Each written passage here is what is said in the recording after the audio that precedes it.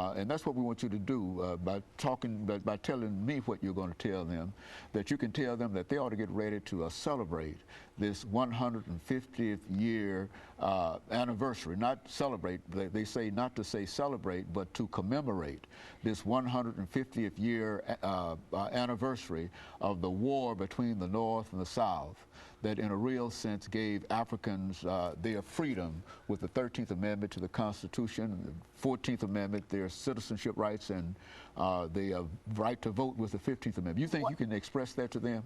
Yes. Well, most of my kids are into arts and crafts, so I'll say, hey, y'all, can y'all make a poster of the sesquicentennial, the 150th anniversary of the Civil War? And they be like, give me a couple facts that I can make it happen. I'll send them in some pictures, you know, give them some information, write them down some cards, and you know, they can make a heck out of a couple facts and some cards. They can make the greatest poster you have ever seen, because once we made posters on animals that we picked.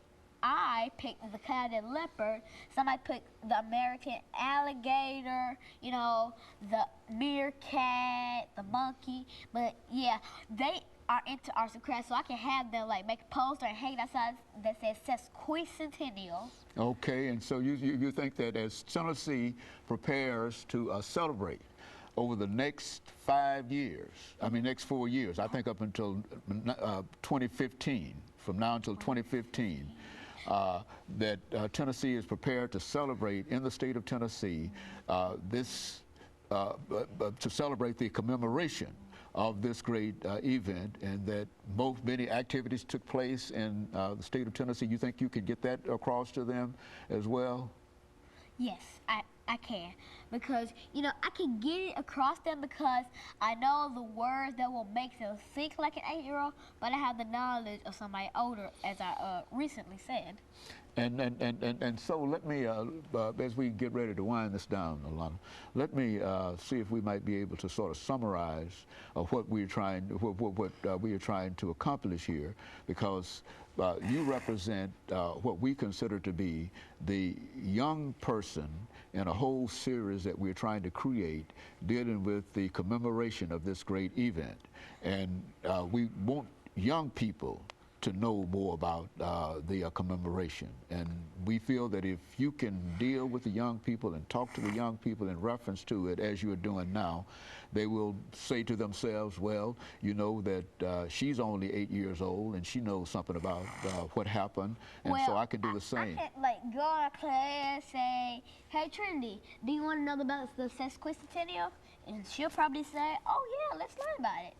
And I'll tell her about Harry Tubman and what Bowser and Vestry did. And, you know, I'll explain to her, and then she can tell her friends and stuff like that. But, yeah, I can really get them to understand that, because it means a lot to me for them to understand that, because them being 8 years old and understanding like that, by the time they're 13, they'll be understanding physics. It really... It strengthens me to know that all the kids have the opportunity to learn about all the good stuff that comes with learning. Very good. And Alana, we've got about a minute. Let me, over this last minute, thank you for coming by and giving us that excellent information.